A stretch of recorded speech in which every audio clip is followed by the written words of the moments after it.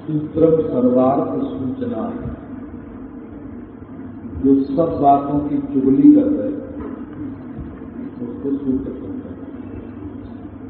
संस्कृत भाषा में सूचनार्थ सूत्रा, जो सूचना देवे उसको सूत्र। इसका सूत्र है ब्रह्मविद पर।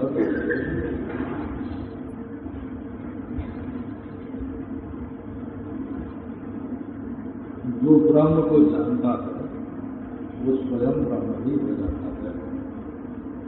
ब्रह्मवेद ब्रह्मयो भवति, ब्रह्म को जान गया ब्रह्म पद पश्यत सदभवन सदा, उसको देख लिया वही हो गया, क्योंकि वही था। ये वेद का मंत्र पद पश्यत सदभवन। विश्व के वेद थे 34वें अध्याय का। ये तो हुई श्रुति की चर्चा। अब कुछ गांव भर की चर्चा।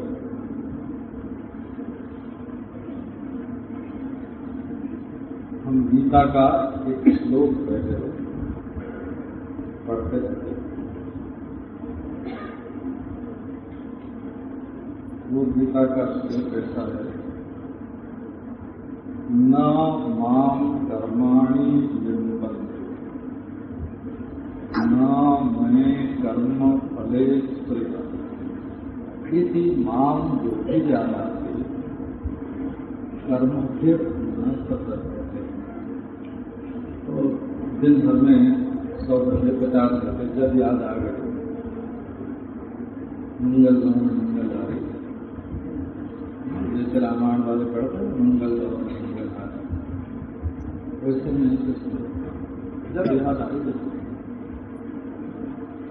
आपको ग्रहण करने में तो सुविधा हो। मुझे कर्म का लेप नहीं होता, कर्मों में ये सामर्थ्य नहीं है कि वो मुझसे लिप्त हो, अर्थात मुझे कर्ता बनाए। लिप्त का कर्मों में ये सामर्थ्य नहीं है कि मेरे साथ लिप्त हो जाएं, मुझे कर्ता बना दें। न मैं कर्म के फल में सुख में सुविधा होगी, इसलिए कर्म फले सुख में मेरी सुविधा नहीं है। माने मैं कर्म फल का भोगता है, सुख आने पर मैं भोगता नहीं करता। कर्म मुझे कर्ता नहीं बनाते और मैं कर्म फल का भोगता नहीं करता। इसी माम जो भी जाना, श्री कृष्ण कहते हैं इस प्रकार जो मुझे जानता है, मुझे पहचानता है,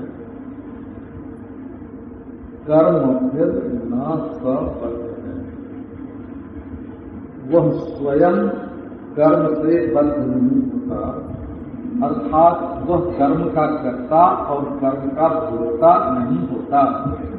इस श्लोक का अनुवाद हुआ।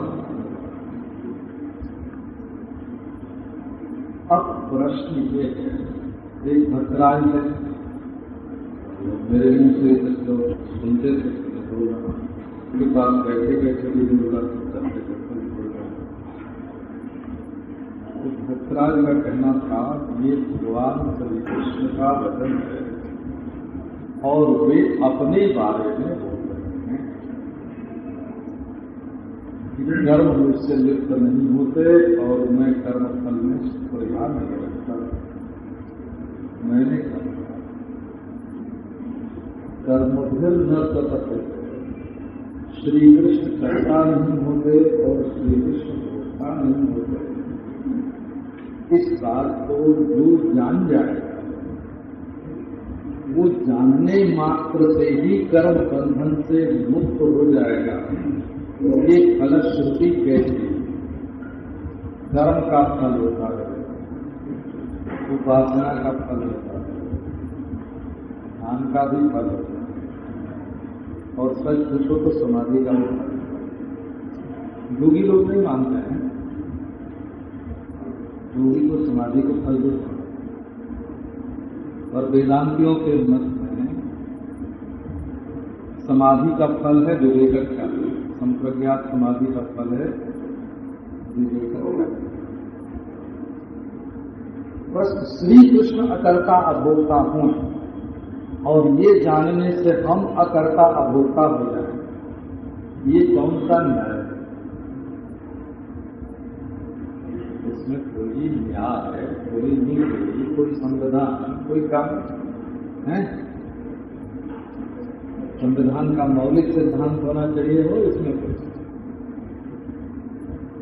अच्छा, एक आपको मजेदार बात लीजिए। काशी में एक पंडितों की सभा होती है, पंडित सभा बोलते हैं, विद्वत सभा को पंडित सभा। तो ज्यादा करके दक्षिणा के अवसर पर दक्षिणा सभा के नाम पर आयोजित होती है। तो कोई 11,000 रुपये सब पंडितों को देता है, कोई 21 देता है। अब हमारे बाबू भाई गए तो 21 रुपये दे रहे हैं, सब 200 पंडित। तो हो रहा था शास्त्रार्थ।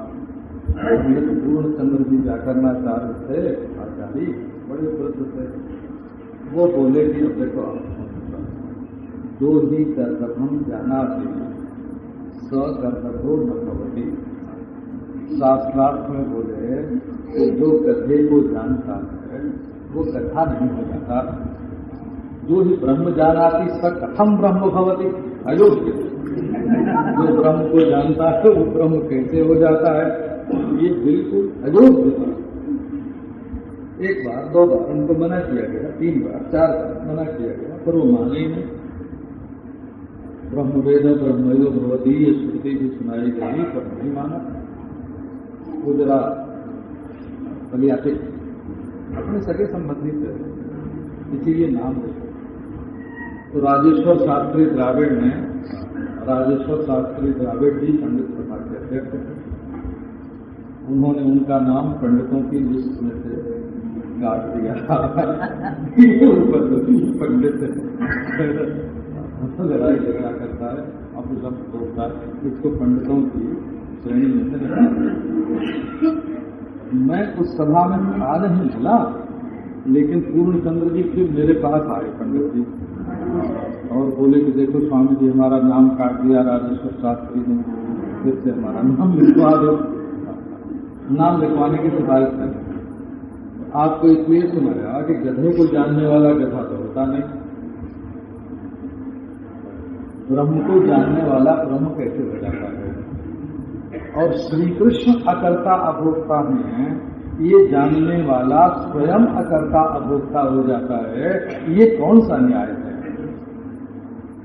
तो यदि वस्तुतः जानने वाला ब्रह्म ही न होता, यदि वस्तुतः जानने वाले की आत्मा और श्री कृष्ण का वास्तविक स्वरूप एक न होता, तो जान लेने मात्र से श्री कृष्ण को अकर्ता अभोक्ता जान लेने मात्र से जानने वाला अकर्ता अभोक्ता न होता, और ब्रह्म को जान लेने मात्र से कोई ब्रह्म न होता। तो वस्तु का स्थिति ये है, उपाधि के द्वारा विषयों का ज्ञान प्राप्त करने वाला या उपाधि के द्वारा विषयों के अभाव का ज्ञान प्राप्त करने वाला, विषयों की जाति और विषयों का अभाव, घट, घटत्व और घटाभाव तीनों एक ही करण से जाने जाते। जिस इंद्रिय के द्वारा घट का ज्ञान होता है, उसी इंद्रिय के द्वारा घट जाति का ज्ञान होता है, और उसी इंद्रिय के द्वारा घटाभाव का ज्ञान होता है। तो जिस उपाधि के द्वारा विषय जाति और विषयाभाव इनका ज्ञान होता है, उस उपाधि का जो साक्षी है आत्मा, साक्षात पश्यति। साक्षी शब्द का संस्कृत में अर्थ होता है साक्षात पश्यति, करणम विनैव पश्यति। साक्षात पश्यति संज्ञाया। हम दुनिया को किसी औजार के द्वारा देखते हैं, हो आंख के द्वारा, कान के द्वारा, नाक के द्वारा, मन के द्वारा, बुद्धि के द्वारा, ये सब औजार है। और उपाधि के गुण धर्म भेद से उपाधि के भेद, उपाधि और उपाधि की जातियां और उपाधि का अभाव, इन तीनों को साक्षात बिना किसी औजार के देखने वाला, बिना किसी उपधान के देखने वाला,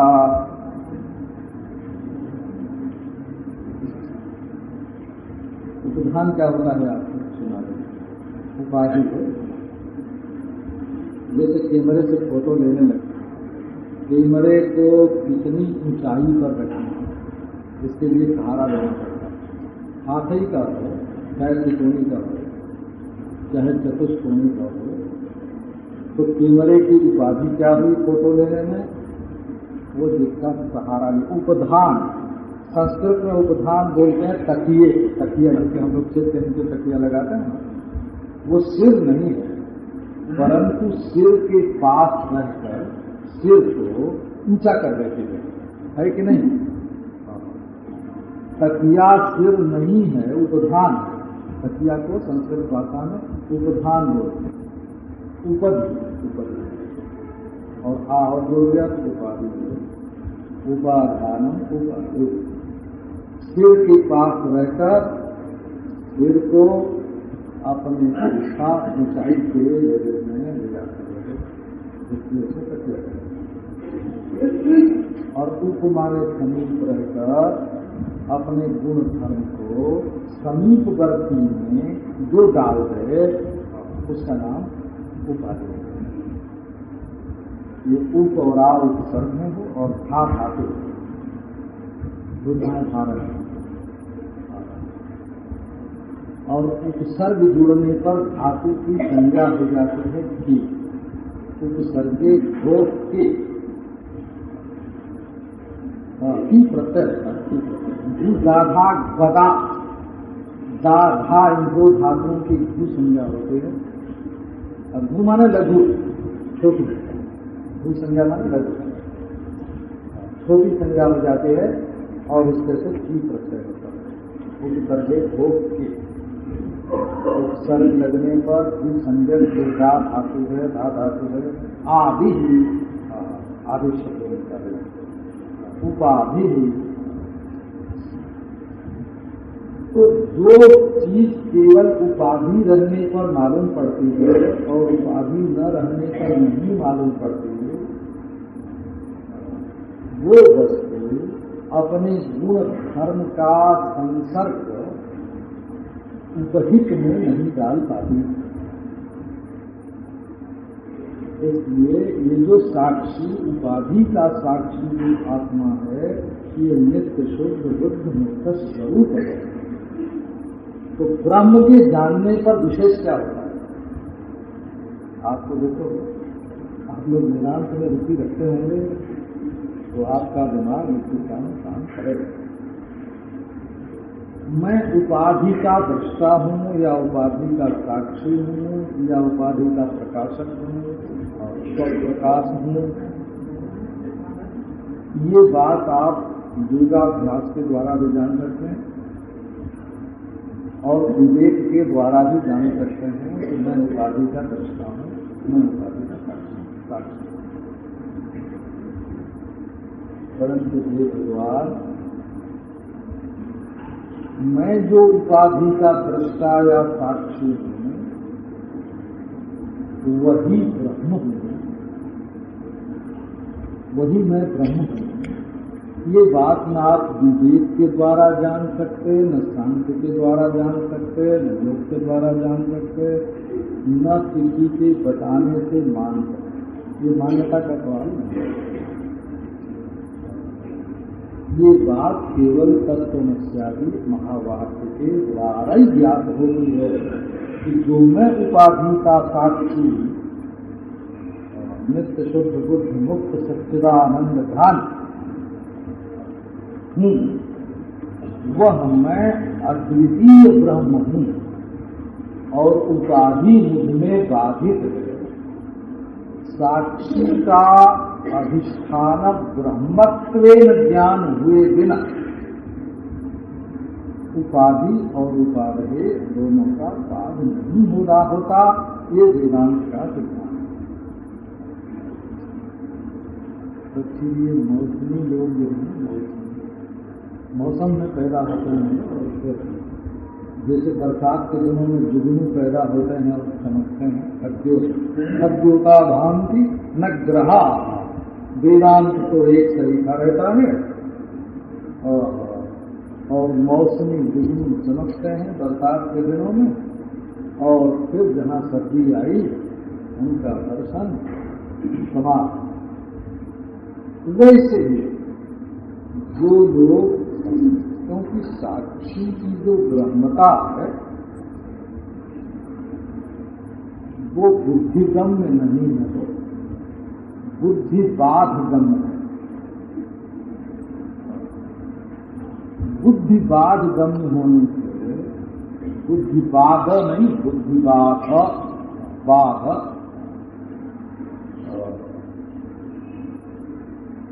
इसलिए वेदांत के महावाक्य के बिना साक्षी या दृष्टा के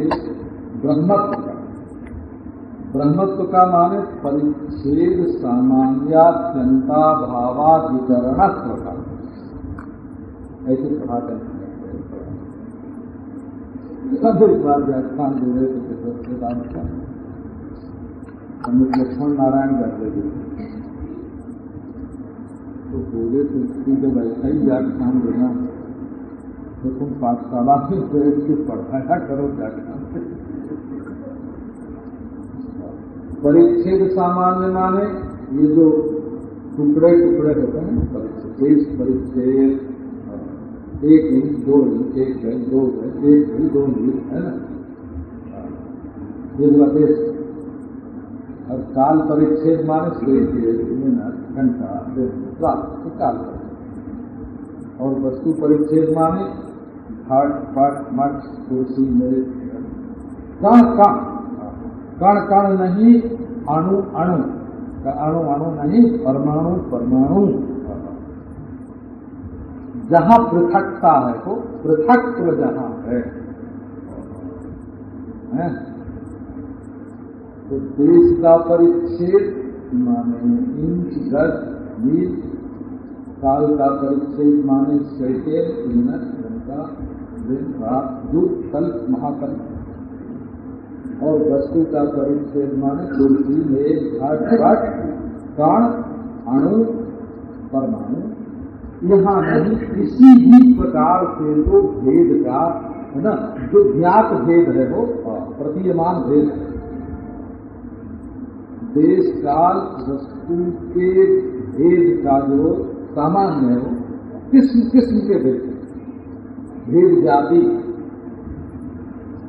उनके अत्यंताभाव से उपलक्षित जो ब्रह्म है, जिसमें देश नहीं, काल नहीं, वस्तु नहीं, जिसमें दूसरी कोई वस्तु नहीं, ऐसा ब्रह्म है ना, साक्षी ऐसा ब्रह्म है। ये बात किस बुद्धि से मालूम पड़ेगा? सीताराम नारायण बता रहो है ना, साक्षी तो किसी का साक्षी होता है ना, जिसका साक्षी है उससे भिन्न रहकर उसका साक्षी होता है। साक्षी की ब्रह्मता श्रुति कवेद्य है, शिवाय वेदांत के तत्वमस्यादि महावाक्य के साक्षी की अद्वितीय निर्विशेष ब्रह्मता और किसी प्रकार से देखे नहीं। इसलिए तत्वमस्यादि महावाक्य कवेद्य, महावाक्य कवेद्य आत्मा की ब्रह्मता। ऐतरेय उपनिषद के भाष्य में आचार्य ने कहा कि ये भाई महावाक्य की जो उपयोगिता है ना, तत्वमस्यादि ये भी अविद्या पैदा में ही है। अविद्या की निवृत्ति हो जाने पर इन महावाक्यों की कोई उपयोगिता नहीं रहती, प्रयोजन पूर्ति से इनका व्यवहार हो जाता है। ईश्वर कृपा से ऐतरेय भाष्य में ये बिल्कुल स्पष्ट। तो आप देखो, आपको ब्रह्मवेद परम सर्वे अर्थात सूचिता ब्रह्मविद परमेति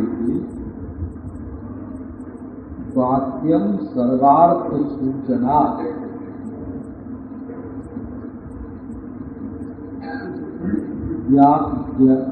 ज्ञेयम ज्ञानम फलम देते सर्वे अर्था सूचिता, सर्वे अर्था सूचिता। ज्ञेय है ब्रह्म, आत्मा ज्ञेय नहीं है वो। आत्मा तो विवेक के द्वारा विदित हो जाता है। अहम एकस्मात् पृथक्, अहम एक अंधा, और मैं किताब नहीं हूँ, मैं हड्डी मांस श्याम नहीं हूँ, है ना, मैं ये चलने वाली आने जाने वाली सांस नहीं हूँ, मैं भिन्न भिन्न उठने वाली मनोवृत्तियाँ नहीं हूँ, मैं उनका ज्ञाता करता बुद्धि का अभिमानी नहीं हूँ, मैं सुख दुख का भोक्ता आनंदमय, आनंद को भोक्ता और विज्ञानमय को करता और मनोमय को करण और प्राणमय को क्रिया शक्ति है और देह जो है वो स्थूल है।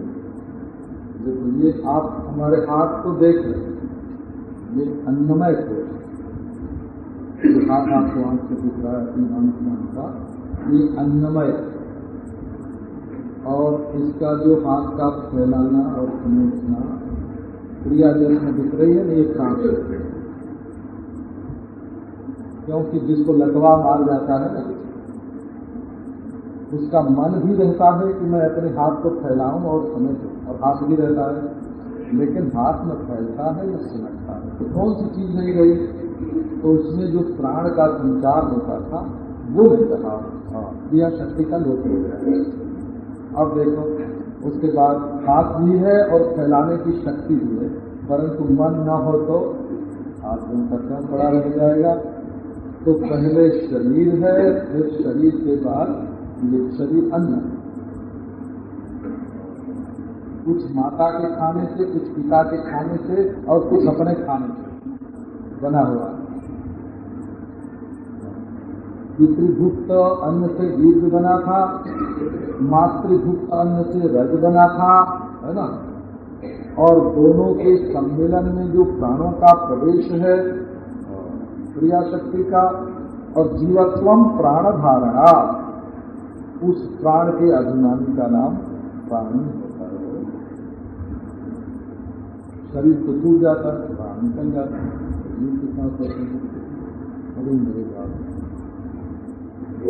एक अन्न हुआ, एक प्राण हुआ, एक मन। अब ये इच्छा करने वाला और इच्छा न करने वाला, इच्छुक कौन है? वो करता है। और क्या इच्छा करनी चाहिए और क्या नहीं करनी चाहिए, इसका निर्णयता कौन हुआ? निर्णय करने वाला वो विज्ञान है। करण हुआ मन, इच्छा करण है, और कर्ता विज्ञानमय, विज्ञानम यज्ञम तनुते तैतरीय उपनिषद। और हाथ छूने में या फैलाने में या शांत रखने में जो सुख होता है उसका भोग कौन करता है? भोगता। तो बोले अब देखो इसमें क्या रीति है कि असल में आनंद न विषय में है, जो भोग हम करते हैं ना उसमें सुख नहीं है, और जो शरीर है इसमें भी सुख नहीं, जो क्रिया है उसमें भी सुख नहीं, और जो मन है ना, इच्छाएं हैं, उनमें भी सुख नहीं, और जो करता है उसमें भी करता थक जाता है। करण निरंतर काम लिया जाए तो करण निकम्मे हो जाते हैं और कर्ता थक जाता है।